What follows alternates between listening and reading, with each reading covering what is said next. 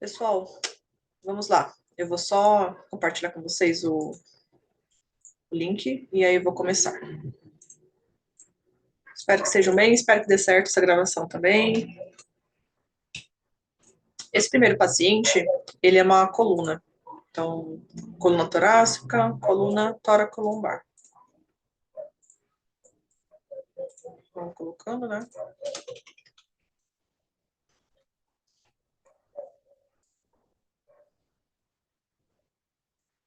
Não tá muito...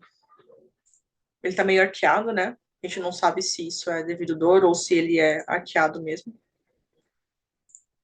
Às vezes é difícil, quando a gente não tá posicionando, falar sobre isso, né? Informar que, tem que posicionar melhor, mas às vezes é simplesmente difícil mesmo de deixar posicionar. Às vezes é a conformação da coluna dele faz um tempo já, ter desvio. 13 vértebras torácicas. Sempre olhando do processo espinhoso até o corpo e costela. Tem um negocinho aqui, mas eu acho que é sobreposição.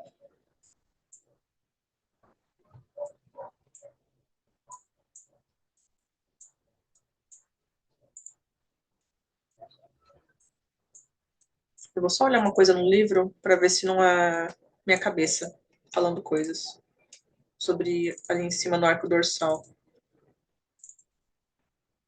Geralmente eu abro o livro da Coulson, que é o que eu tô acostumada.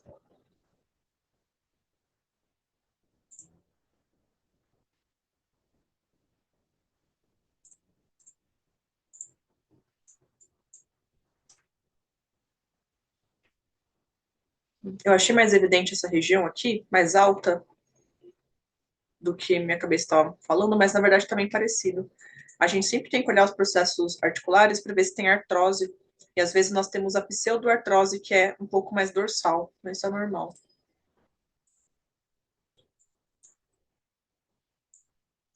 Temos um pouco de rotação aqui, né? Normal, né? Região bem próxima da margem.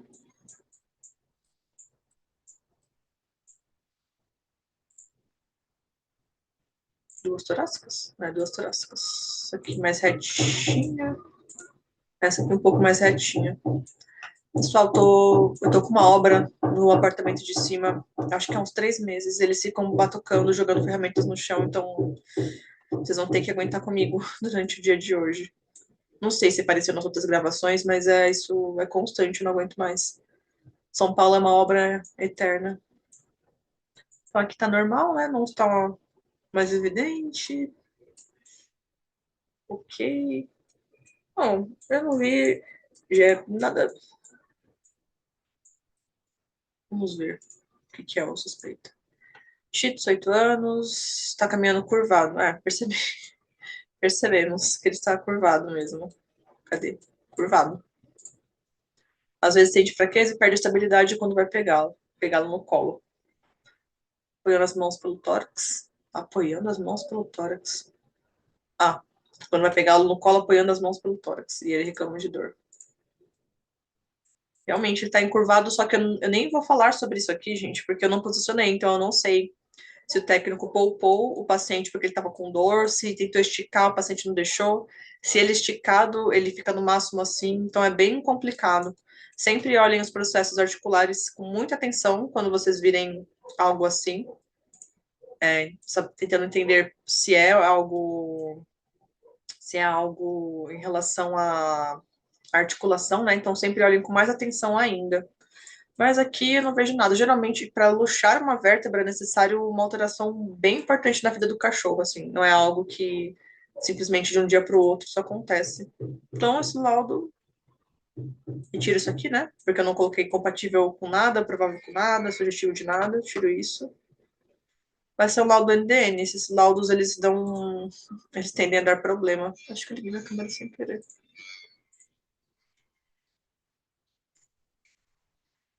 É,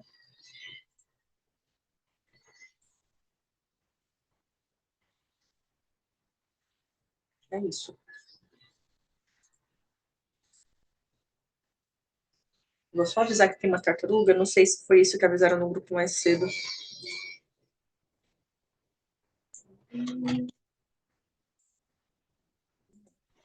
Molecular. Silvestre Valentina.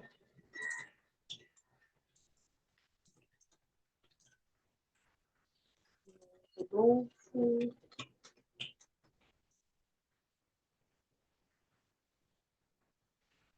Calopsita chamada Billy. Nada faz sentido.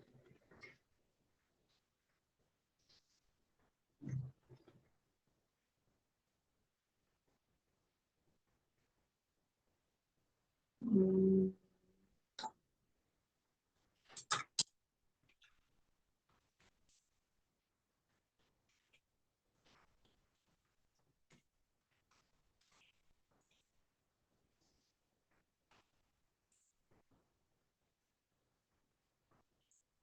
vamos para esse aqui. Eu sempre dou um tempo para ver se vincularam. Por isso eu vou abrir aqui.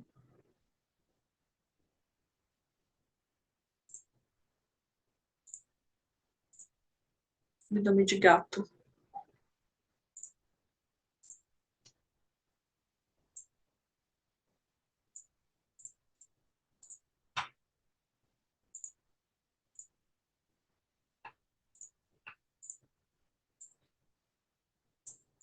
O edame de gato ele é bem mais fácil de avaliar, porque a gente consegue ver literalmente o contorno de tudo, né? Porque tem bastante gordura. Nós temos esses locais específicos de acúmulo de gordura nessa região, nessa região. Às vezes o retroperitônio tem muito mais, na verdade. Então a gente consegue ter um contraste bem mais legal.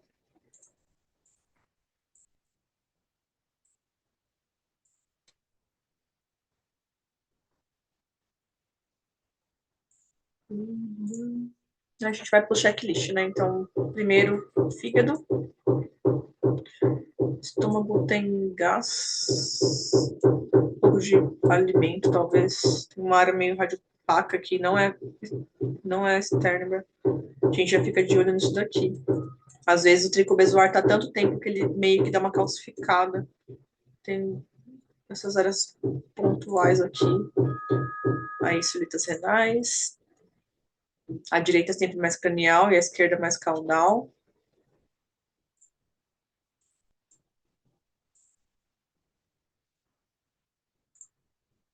Intestino, delgado e cólon. Tem um pouco de conteúdo gasoso. Está um pouco dilatado por conteúdo gasoso. Vou relatar isso. Cólon tá vazio, não é normal que a gente veja o cólon vazio. Tem um pouco de gás, só isso aqui tá como se fosse líquido, talvez, ou ele tá colabado. Não é comum que a gente veja o cólon vazio. Talvez seja o cólon ascendente, talvez, que é essa alça que eu vejo. Tem uma alça que eu vi que chamou mais atenção, que é essa. Tá? Tem essa, isso nas alças, bexiga, ok. Vamos ver a suspeita. Dificuldade para urinar, o abdômen estava tremendo. Aqui, né, a gente não vê cálculo radiotransparente. Sempre olhem o trajeto do ureter aqui, sobrepondo o retroperitônio. Cuidado para não confundir litíase aqui no trajeto do ureter com artéria e veia tributária, porque às vezes vocês podem pegar um corte transverso, aí fica meio que uma bolinha, assim, um pouco mais radiopaca, mas não é radiopacidade mineral. Aí sempre vejam nas outras projeções, né? Também se bate, vocês não terem, não acharem nada na bexiga ou em retroperitônio. Hoje em dia é mais fácil porque é DR, né? Então a placa é fácil de limpar. Antigamente os carros tinham CR e às vezes as placas ficavam sujas, era horrível, porque ninguém sabe, às vezes a gente não sabia se era sedimento, litíase, sujeira fora. Que esse rim está sobreposto pela alça, né? Mas eu não vejo nada de radiopacidade mineral em nenhum dos dois. Nessa projeção, às vezes, a ureter ele é sobreposto pela coluna, então a gente não vê. Sempre olhem, né? Partes ósseas também. Junta sacroiliaca, coxa femorais, a coluna em si, contem as vértebras. Então, sempre olhando, né, tudo que está no raio-x, independente da suspeita. Eu vou falar que tem um pouco de conteúdo gasoso e discreto alimentar. Discreto conteúdo sugerindo ingesta.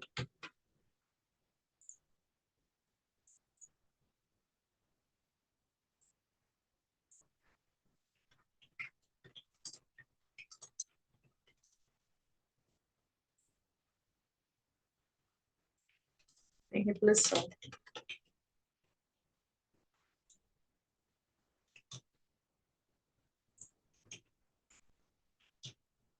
Aí eu vou pedir para relacionar com ultrassom histórico, porque não sei, né? Não tem muita informação.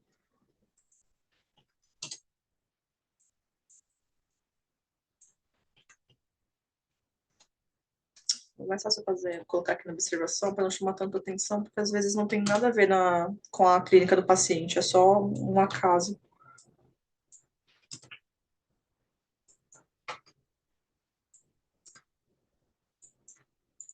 Acho que teriam falado se tivesse algum gastrointestinal.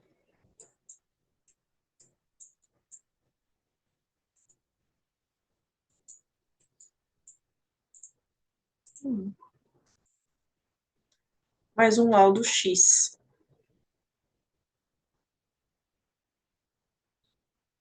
É macho? É macho. Deve estar obstruído. Deve ser plug, eles cortam aqui direto. Eu já falei tantas vezes para eles não cortarem essa parte aqui.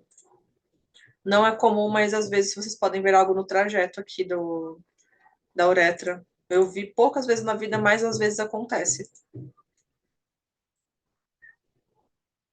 Aí vocês olhem também nessa região aqui, quando vocês forem avaliar e tiver suspeita de cálculo, porque às vezes vocês podem não ver nada na bexiga, mas vocês podem ver algo aqui no trajeto. Às vezes parece um ovinho de codorna com o paciente obstruído na uretra. Então, sempre avaliem essa região. Até aqui na pelvis tem dupla opacidade em alguma região focal também. Sempre avaliem. Não vejo.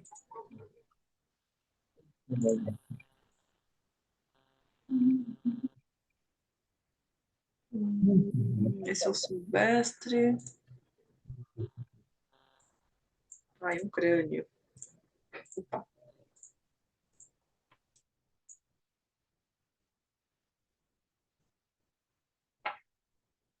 Deixa eu arrumar aqui já, né? Porque. Ai, ai. Eles vão ficar enchendo o saco de quem laudar. Certo.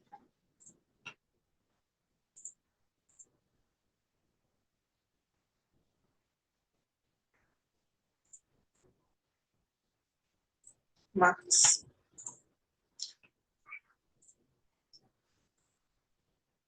Mesma clínica. Vamos ver se tem um histórico. É. Secreção nasal límpida nas duas narinas. Aí tem menor possibilidade de ser algo tipo neoplasia, coisas do tipo, corpo estranho, né? Ser nas duas narinas. Sem tosse, que aí já é parte de tórax, né? Se alimentando normalmente. Sinusopatia. Que chique. Nossa, um shih de 8 meses, gente. Não esperem muita coisa do laudo de crânio. Que, nossa, shih tzu é considerado braquicefálico, né? Por mais que ele não seja igual o pug e o bulldog, mas mesmo assim a gente não tem muita informação. Ainda mais que provavelmente nem tem seio nasal desenvolvido para seio nasal não, seio frontal, ó. Desenvolvido para a gente avaliar mesmo. Aí já começa o laudo tirando essa parte aqui de cima. Cadê? Seios frontais. Já tira aqui. Não é uma raça que vai ter os seios frontais desenvolvidos e tá tudo bem. Claro que pode ser que dê problema, isso pode ser. Eu sei, não, mas é uma raça que não vai. Dificilmente vocês verão um Shih Tzu com seio nasal. Depois olhem no Atlas como que é um cachorro aleatório. Geralmente é Beagle que tem, né? Relato que ele é prognata. Não muda nada na nossa vida, mas eu relato. Mesmo assim, né, a gente vai olhar, né, calota craniana, topografia do seio nasal frontal ou seio paranasal frontal. A gente olha aqui onde é topografia de conchas, né? Às vezes acontece de ter corpo estranho. Não é pelo menos na minha rotina não é algo comum, mas às vezes acontece. Às vezes acontece da gente olhar na dorso ventral, quando aparece a narina aqui bonitinha, e ver que uma tá calcificada e a outra não também. Então, olhem. Que é dente, né? Paciente novinho, então ele tem um monte, parece um tubarão, né? Tem um monte de dente sobrepondo, ó. Então, essa parte eu olho, o que dá pra gente olhar coisas, por exemplo, definição do palato duro aqui, ó. O contorno do corpo da mandíbula, do ramo da mandíbula. Essa região de C1, C2, né? Mesmo não sendo uma raça que é tão comum de acontecer subluxação atlantoaxial, a gente olha mesmo assim. Bonitinho o processo odontoide. Aí nós olhamos aqui região de palato mole. Principalmente gatos olhem bastante essa região de palato mole, porque às vezes eles têm pólipo em região de faringe. Lembrando que a laringe, ela é a estrutura que tem as cartilagens e a faringe é como se fosse, é dividido em três, né? Tipo, três localizações. A nasofaringe, orofaringe e laringofaringe, que é adentrando a laringe. A faringe é como se fosse um corredor, só uma passagem, o que é um órgão mesmo com as cartilagens lá, tireoide, aritenoides, epiglote, é a laringe. Então, saibam diferenciar no laudo de vocês. Aqui tá o palato mole tá aqui, só que eu não consigo definir bem para observá-lo. Nós também observamos para ver quanto ele ultrapassa epiglote em alguns pacientes e se ele está espessado. As ATMs também, difícil de ver aqui. Olhamos aqui a cavidade, né?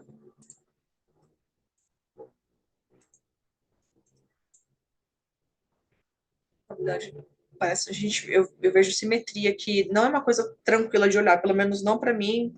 Sempre que eu peço ajuda para colega da tele, eles falam a mesma coisa, que eles têm dificuldade de ver. Tem muita sobreposição. Alguns técnicos têm a mania de segurar pelo pescoço, principalmente filhote. Não façam isso, gente. Eu sei que filhote dá trabalho, mas tentem manipular pela orelha, é mais orelhão que ele tem. Porque a gente não sabe se ele tem estabilidade nessa região, e às vezes a gente sobrepõe alguma coisa, mas não puxar a orelha para trás. Segura uma orelha aqui, outra aqui, e vai posicionando. Isso aqui, ó, de colocar a orelha para trás, tipo, puxar. Não sei se vocês estavam puxando pela orelha. Aqui não, tá normal, né? Então, mas não forcem essa região aqui em filhotes de raça toy.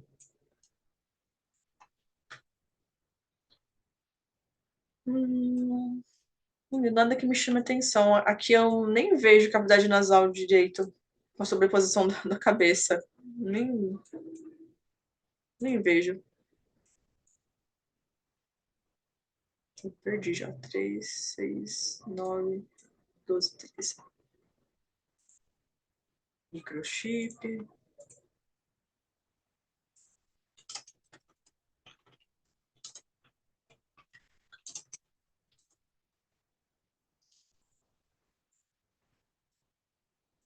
Não tem tosse, né? Mas tá certo, a secreção, a origem da secreção pode ser tanto de viária superior, tanto quanto viária inferior. E não sei se vocês já repararam isso, mas viária superior é acima da laringe. Por incrível que pareça, a traqueia cervical já é considerada via aérea inferior.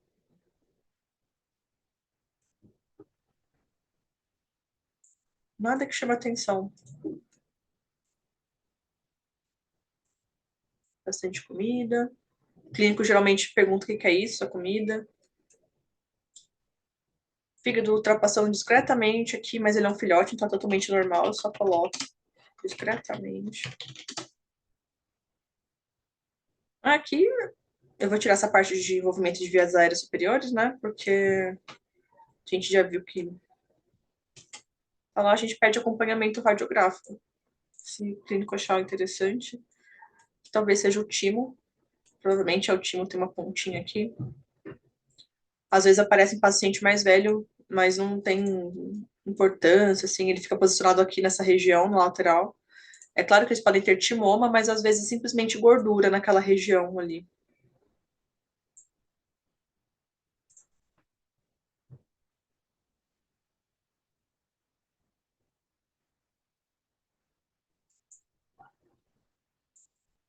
Vamos ver se entrou mais alguma coisa. Não.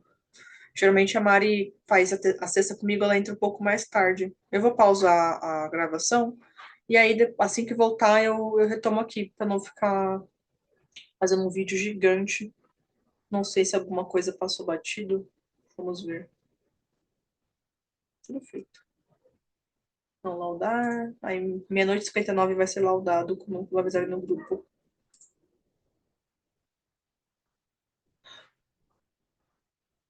É.